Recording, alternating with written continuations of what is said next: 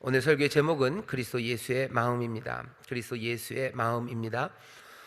여기 있는 6절부터 어쩌면 11절까지 이 말씀은요, 사람들이 다 그래요. 찬송이에요. 이건 시입니다. 우리가 볼 때는 시처럼 잘 보이지 않지만요, 그냥 보면 이건 시입니다. 시고 찬송이고 노래예요.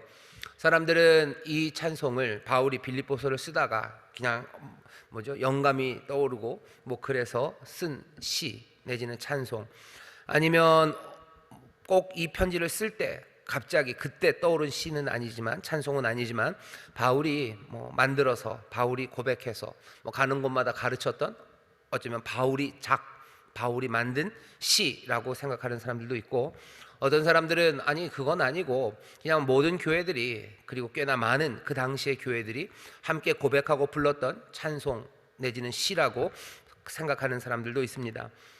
그 출처가 어떻게 됐고 이 부분이 어떻게 만들어졌는지에 대한 생각들은 각각이고 또 여러 가지 생각들이 있습니다. 하지만 그것들을 지금 따져야 되는 건 그렇게 우리가 해야 될 일은 아닙니다. 가장 중요한 것은 여기 있는 이 찬송이 예수님, 우리 사랑하는 예수님이 도대체 누구시고 그분이 도대체 어떤 일을 하셨는지에 대해서 분명하게 알려줍니다.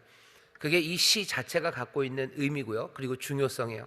또 하나는 이 시를 바울이요 그냥 시집 하나에다 내서 몇 페이지 찬송가처럼 갖다 놓은 게 아니라 빌립보서 편지에 쭉 이야기가 이어지는 가운데 이 찬송을 가져다 놨습니다. 그러니 두 가지 방식으로 봐야 돼요. 하나는 이 찬송 자체가 갖고 있는 의미 그리고 가르침입니다. 그리고 이 찬송의 의미가 바울이 말하는 바에 어떻게 작동하는지, 어떤 목적을 가지고 어떤 효과를 내려고 이 찬송을 가져다 놨는지 그렇게 보시면 돼요. 먼저 살필 것은요, 이 찬송 자체를 좀 보고 싶습니다. 이 찬송에는 우리 사랑하는 예수님, 그분이 누구신지를 분명히 나타내요. 그리고 그분이 하신 일이 무엇인지를 분명히 알려줍니다. 굉장히 오래된 찬송입니다. 어쩌면 우리가 알고 있는 예수 그리스도에 대한 교회의 고백 중에서요 가장 오래된 고백 중에 하나가 이 고백입니다. 자, 그러니 예수님이 도대체 누구시고 그분이 무슨 일을 하셨는지 여러분들 한번 보시죠. 죄송합니다. 6절입니다.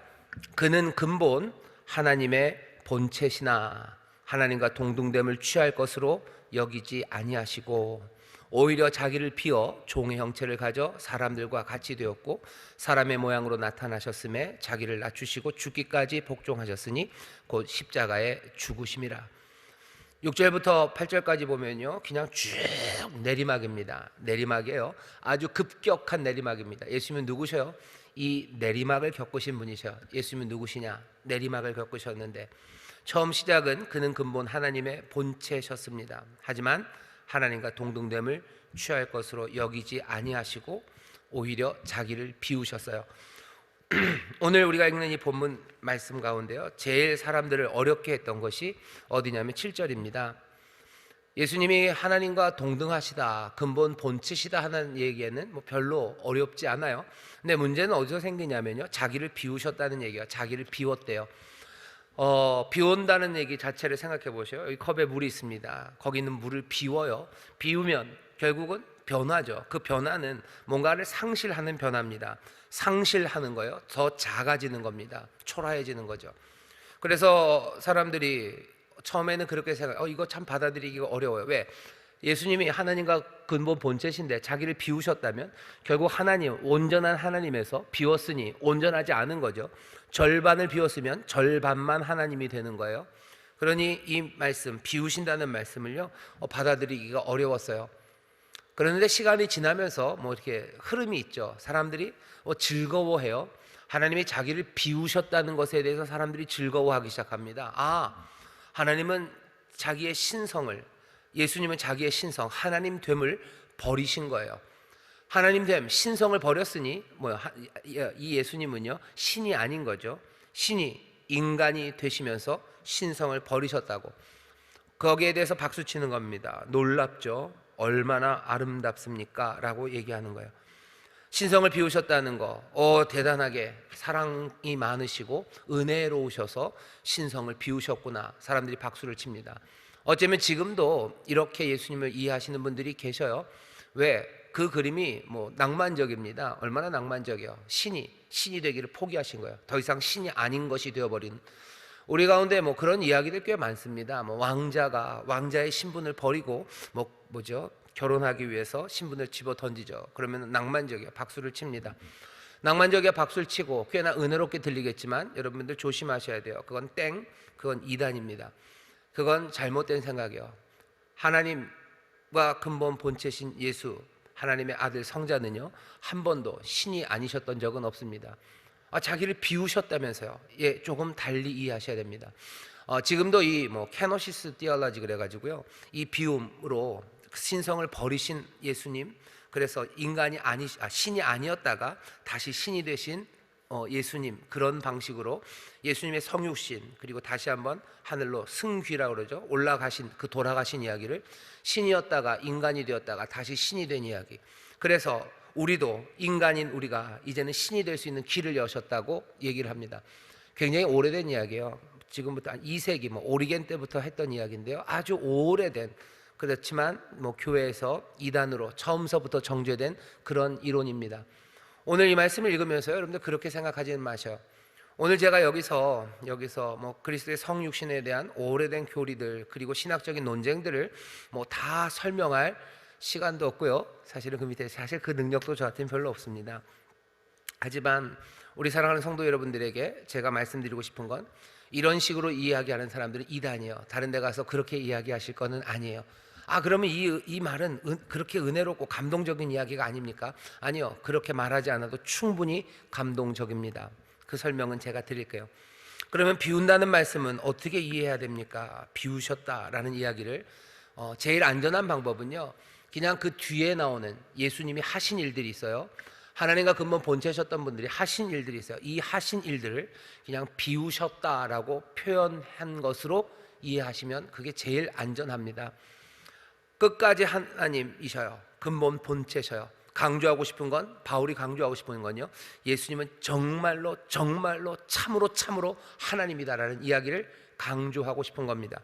강조하는 방식은 뭐냐면요, 6절에 그는 근본 하나님의 본체이시다라고 할 때, 원래 영어로 하면 그냥 비동사 쓰면 되죠. 예수님, 지저스 is 하나님이다. 그래서 is라는 to be, 비동사 하나 쓰면 돼요. 그런데 바울은 여기서 비동사 쓰지 않습니다. 그냥 밍밍하게 하나님이시다, 하나님과 동체시다라고 하지 않아요. 그냥 찐하게 쓰는 거예요. 강조하기 위해서요, 다른 동사 씁니다. 다른 동사를 쓰면서 그것들을 표현하려고 애를 씁니다. 강조하고 싶은 부분은 어떤 거예요? 예수 그리스도, 우리 사랑하는 주님은 하나님이시다는 거예요. 정말 하나님이시다, 정말 하나님이시다, 그거 강조하려고 하는 겁니다. 그 강조하는 일에서부터 시작이 돼요. 그러면 그 다음에 비우신다는 이야기는 도대체 어떻게 설명해야 됩니까? 하나님과 동등하셔요. 하나님과 동등하셔요. 이미 동등하신 분이셔요. 그분이 어떻게 되신 거예요? 결단하셨어요. 마음을 잡수셨어요. 이렇게 마음을 잡수셨습니다. 자기를 비우시기로 작정하셨어요. 그리고 사람의 형체, 종의 형체를 가져 사람같이 되겠다고 작정하셨어요. 그렇게 결단하셨고, 또 이 결단으로 순종의 길을 가겠다고, 어디까지? 십자가, 그 길을 가겠다까지 순종하겠다고 결단하십니다.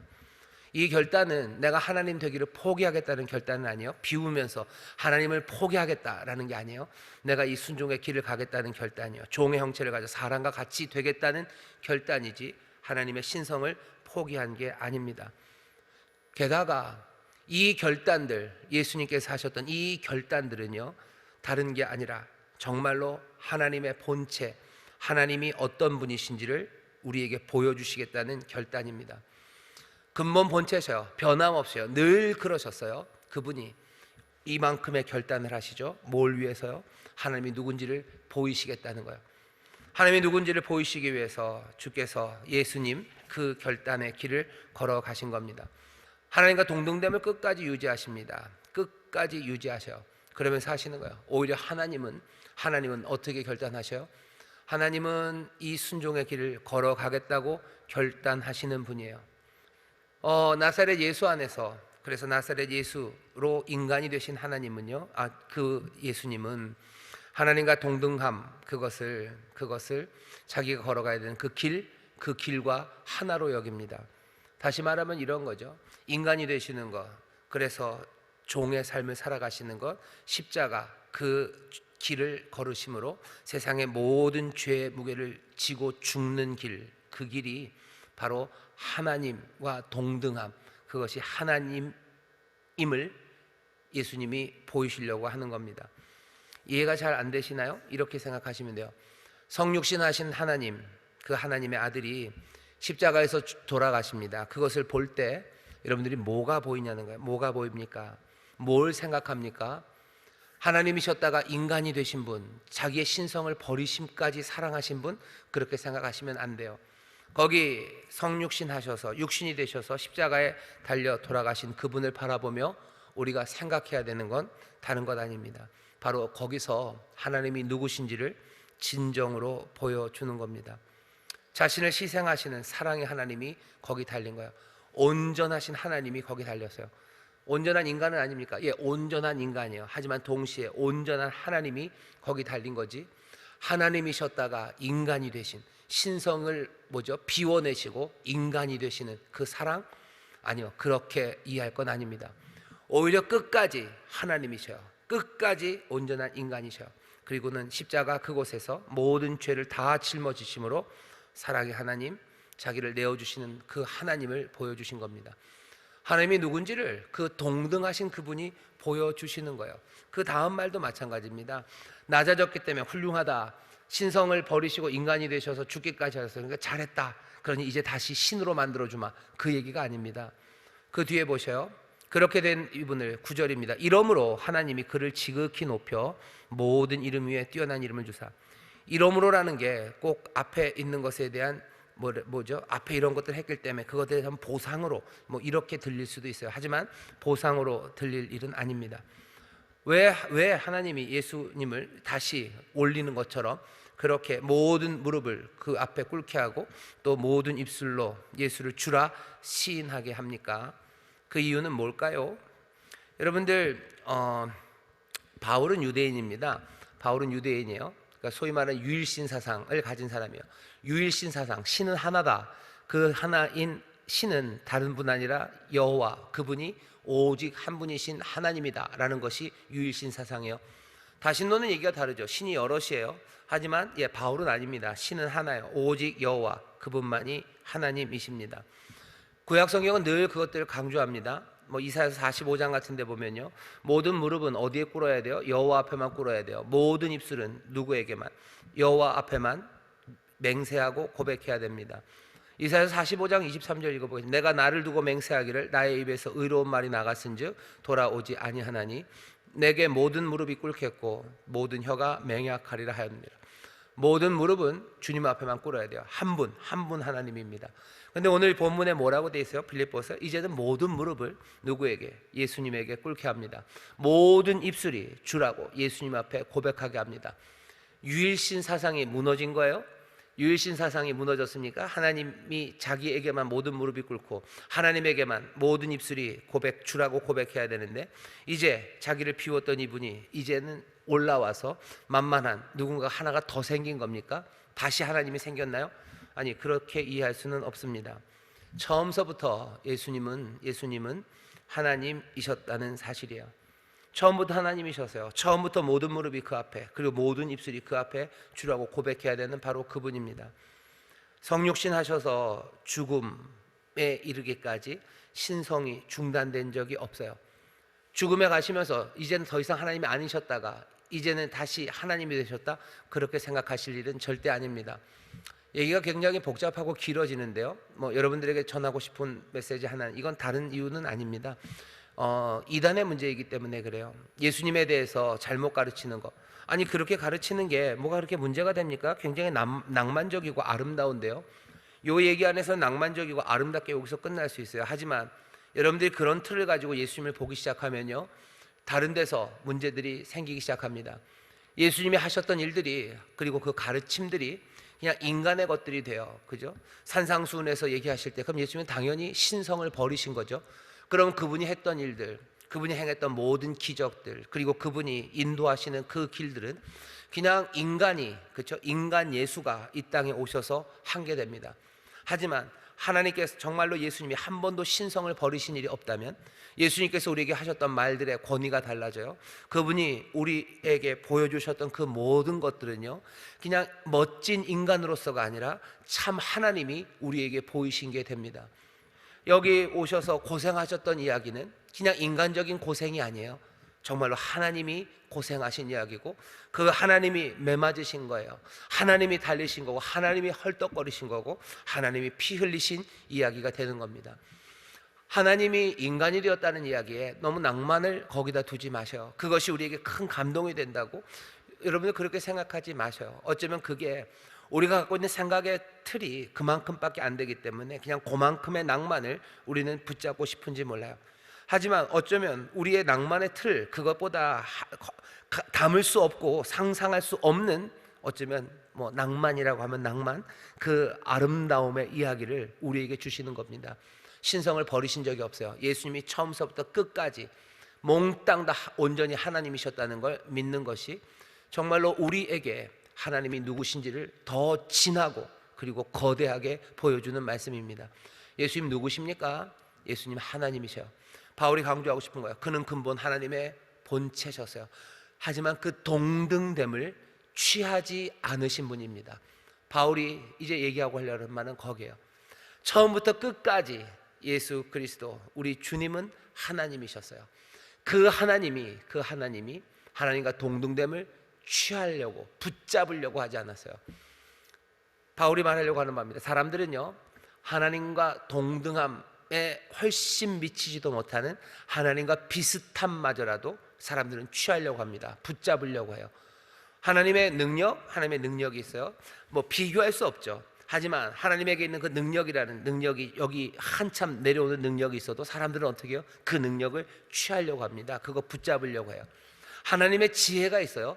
그 동등한 지혜, 그것에 한없이 낮은 지혜라도, 그 지혜 비스무리한 거라도 있으면 사람들은 어떻게 합니까? 그 지혜를 취하려고 해요. 그거 붙잡으려고 해요.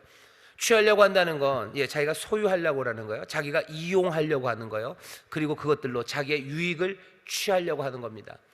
예수님, 바울이 얘기하는 거예요. 그는 하나님과 동등한 분, 근본 본체셔요. 아주 진짜 그렇게 동등하셨어요. 하지만 하나님의 그 전능하심과 위대하심, 그 모든 것들을요, 그는 절대로 취하지 않으셨어요. 그것을 이용하려고 하지 않으셨어요. 그것을 사용해서 자기의 유익을 어떻게 하려고 하지 않으셨어요. 왜 이 이야기가 그냥 예수님만 있으면 무슨 이야기인지 잘 모릅니다. 하지만 여러분, 사람들을 보시면요, 사람들이 예수님 이 땅에 구원자로 오셨어요. 이 땅을 다스리는 분으로 오셨어요. 이 구원자 그리고 다스리는 분의 이 피겨, 이 모양에 비견되는 것들이 세상에 있습니다. 세상을 구원한다는 사람들이 있어요. 세상을 다스린다는 사람들이 있습니다. 여기에도 굉장히 다양하죠. 피라미드처럼 다양합니다.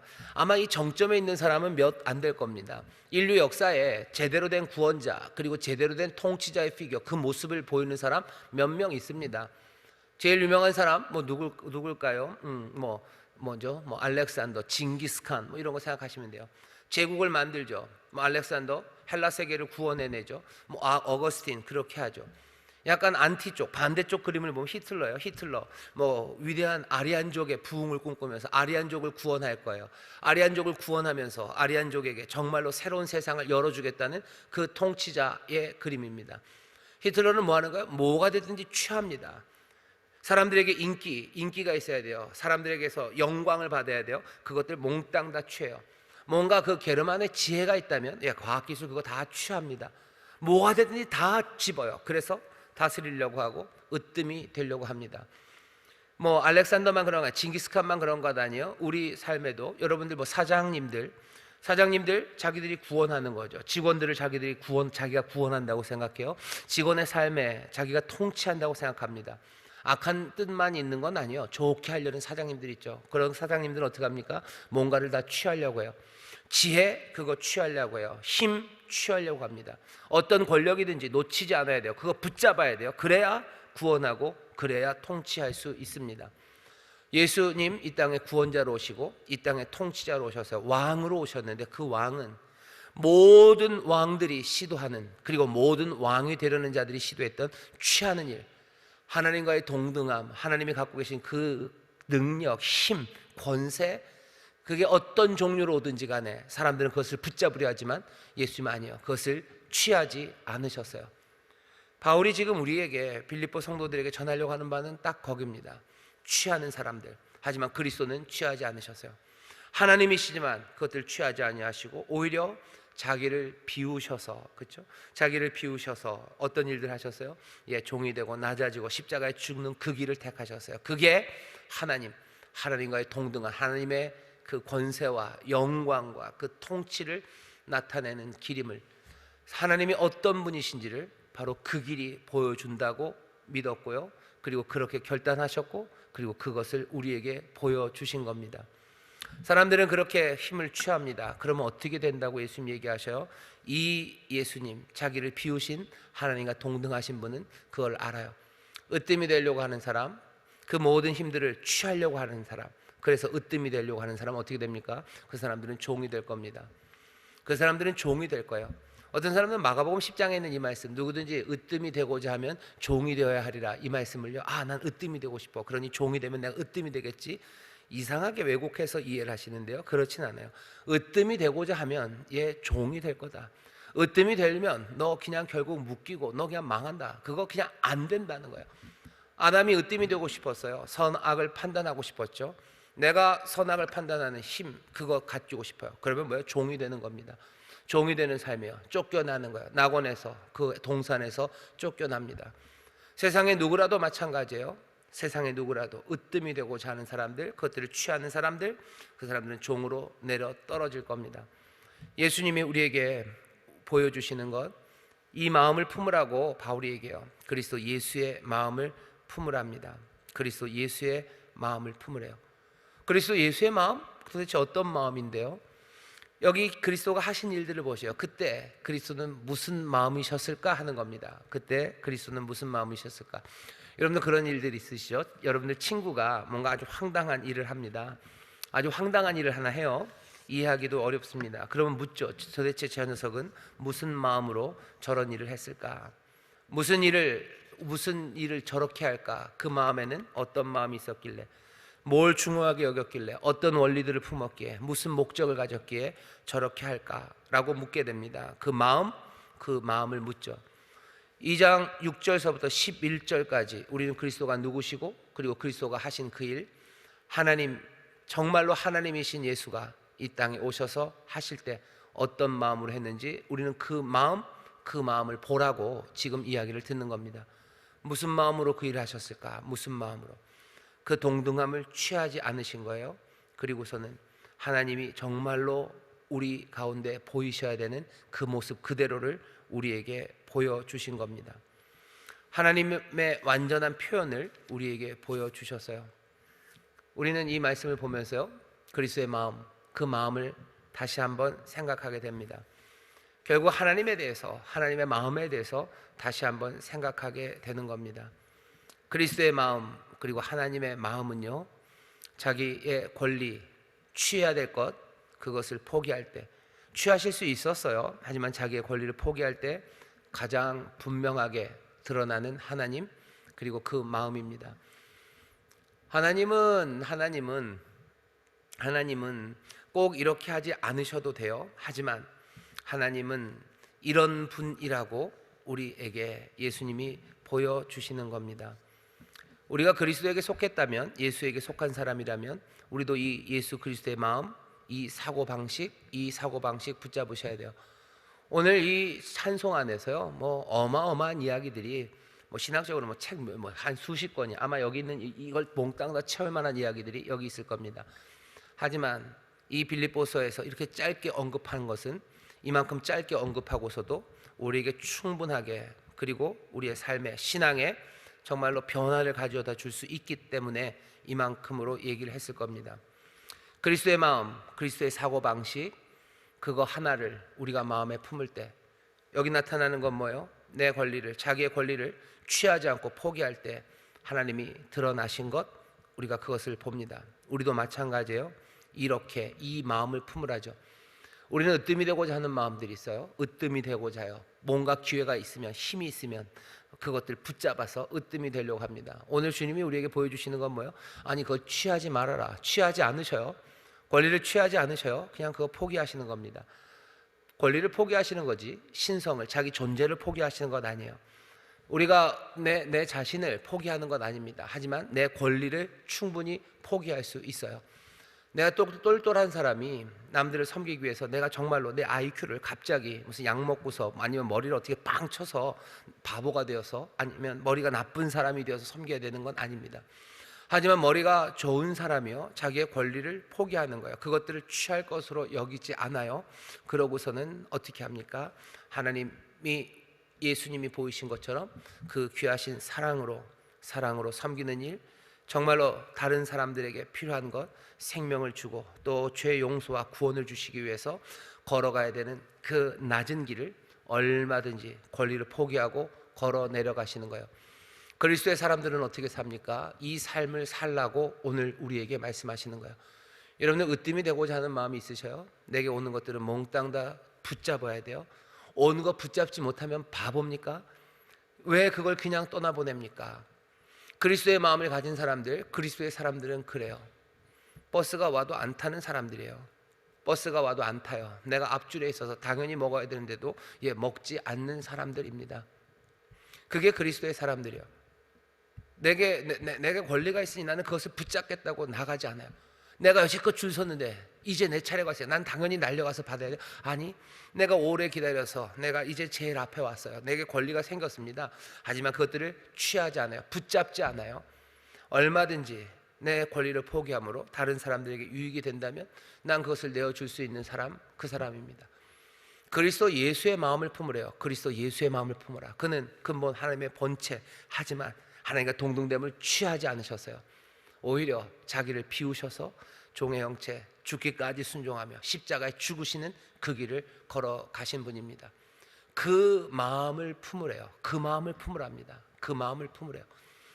우리가 그 마음을 품을 때 지난주에 얘기했던 그리스도 안에 권면, 그리고 사랑의 위로, 성령의 교제, 긍휼, 자비, 우리 안에 있었던 그것들은요, 점점 더 바울이 기뻐할 만큼 어떻게 온전해져 갈 겁니다. 허영과 다툼으로 하지 않을 거예요. 한 마음을 품어 한 사랑으로 자기 일뿐만 아니라 다른 사람들의 일을 돌아보고요, 나보다 남을 더 낮게 여기고 그렇게 다른 사람들을 더 우대하는 사람, 그 사람이 되어갑니다. 빌립보 성도들에게 지금 그 삶을 이야기하면서 예수님 이야기를 하는 거예요. 오늘 이 시간은 그러니 크리스탈러지라 그러죠. 기독론, 어떻게 육신이 그 비워있는 캐노시스, 비움의 신학, 여기에 대해서 얘기하는 시간 아니에요. 집중해야 되는 건 그리스도의 이 마음입니다. 그리스도의 이 마음이에요. 저도 손해보는 거 굉장히 싫어하는 사람이에요. 아니, 손해보는 건 상상을 못했던 사람이에요. 제가 보니까 굉장히 이상한 사람이더라고요. 저는 옷을 사면요, 그 옷이 안 떨어질 거라고 생각했고요, 신발을 한번 사면 평생을 신을 거라고 생각했어요. 근데 아니더라고요. 신발도 떨어지고 옷도 다시 사야 됩니다. 내게 오는 권리를 놓치는 건 상상도 해본 적 없어요. 왜 도대체? 놓치면 바보죠. 그러면 안 돼요. 눈을 부릅뜨고요. 아니, 부릅뜰 필요도 없어요. 왜? 나는 능력이 많으니까 살짝 떠도 내게 온 기회들을 놓치지 않아요. 나는 눈 감고 자는 것 같아도 내가 내려야 될 정류장을 나는 놓치지 않아요. 내게 오는 버스를 난 절대로 놓치지 않아요. 난 늘 그렇게 살았던 사람이에요 라고 생각했어요. 하지만 오는 버스를 놓치는 사람들이 있어요. 오는 버스를 놓치는 사람들이 있습니다. 내게 온 차례, 그 차례를 그냥 놓치는 사람들이 있어요. 내가 만들어 놓고 당연히 내 몫이라고 생각하는 것, 그것들을 먹지 않는 사람들이 있어요. 당연히 받아야 될 이자죠. 당연히 받아야 될 임대료죠. 하지만 그것에 대해서 그것을 취할 것이라고 생각하지 않아요. 정말로 그 사람들에게 필요한 건 얼마든지 내 삶을 몽땅 다 내어주는 데까지 갑니다.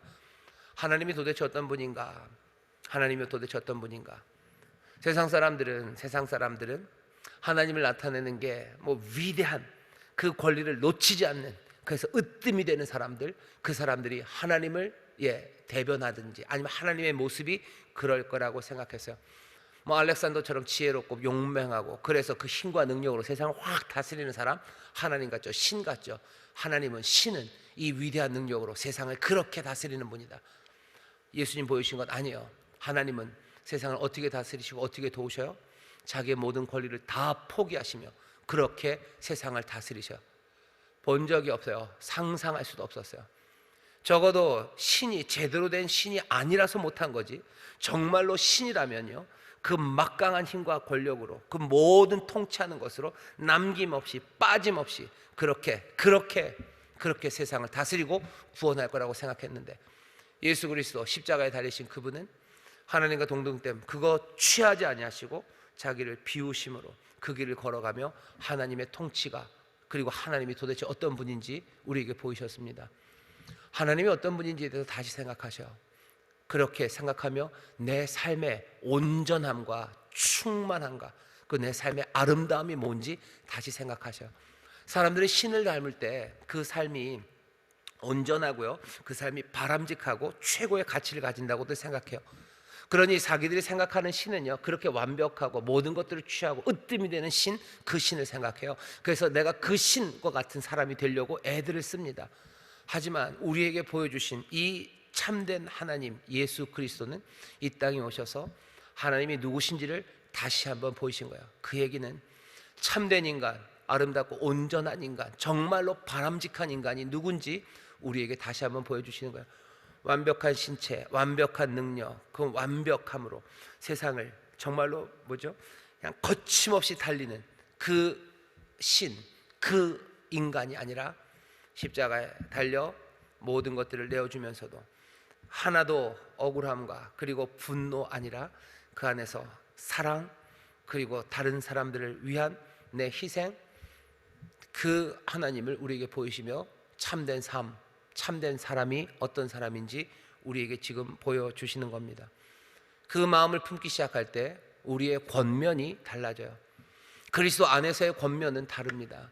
세상의 모든 지혜를 붙잡아 사는 권면은 아니에요. 정말로 그것 없어도 그것 다 내려놓고서라도 그리스도 안에서 권면하고 위로하고 긍휼과 자비를 베푸는 그 삶, 그 삶을 살아갈 수 있습니다. 우리 교회 안에 빌립보 교회처럼 바울이 전하는 이 귀한 그리스도의 마음이 우리 안에 심어지기 시작할 걸 한번 상상해 보셔요. 여러분들의 가족들이 이 그리스도의 마음, 이 마음을 품을 거라고 생각해 보셔요. 서로가 서로에 대해서 권리를 주장하지 않아요. 서로가 서로에게서 뭔가를 딱 붙잡아서 으뜸이 되려고 하는 사람은 아무도 없어요. 남편과 아내 사이에 으뜸이 되려는 시도 하나도 없습니다. 뭔가를 붙잡아서 뭘 하려는 마음들 없어요. 그냥 자기를 비우려는 마음만 있어요. 그 사람의 필요를 채우기 위해서 난 얼마든지 내 그 모든 짐을 내가 지고 십자가를 가려는 사람들, 그 사람들만 있어요. 완벽한 남편은 어떤 사람일 것 같습니까? 완벽한 아내는 어떤 사람일 것 같으세요? 어쩌면 무슨 아폴로를 닮은 그런 남편? 아니요. 우리가 아는 가장 완벽한 남편은 이 말씀 안에서 이 그리스도의 마음을 품은 이 남편입니다.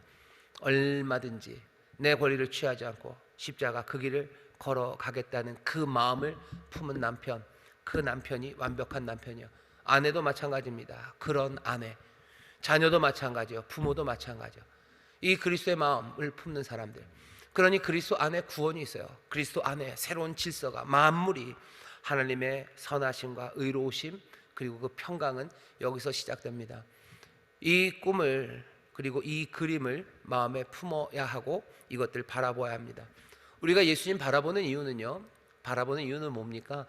도대체 예수님 바라보면서 뭘 보시는데요? 십자가에 달리신 예수님 보면서 여러분들 무슨 생각하십니까? 아, 아프셨겠다, 아프지 말아야지, 그 생각하시나요? 아니면 얼마나 아프십니까? 아프지 마라, 나도 아프다, 이런 생각하시나요? 십자가에 달리신 예수님 바라보시면서 그 그리스도의 마음, 그 마음을 품으셔요. 오늘 아주 분명하고 명확하게 우리에게 주시는 말씀입니다. 우리가 다 그 마음을 품는다면, 또 우리가 그렇게 그리스도 안에 있다면 우리의 권면과 위로가, 그리고 우리가 서로를 대하는 태도가 얼마나 정말로 아름다워질지 생각해 보셔.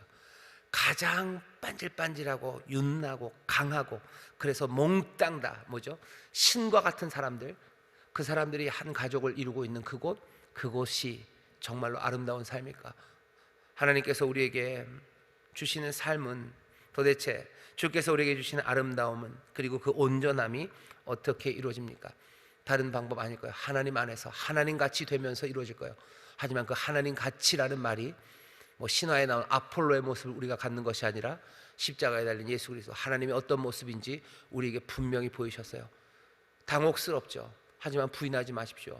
이 진리를, 이 주님을 영접하시고 이 주님을 바라보셔, 이 하나님을 바라보셔, 이 사랑을 바라보십시오. 그때 우리의 삶이 함께 살아가는 우리가 온전히 하나 되고 또 우리 안에서 오고 가는 모든 말들이 생명과 진리로 가득 찬 말이 됩니다.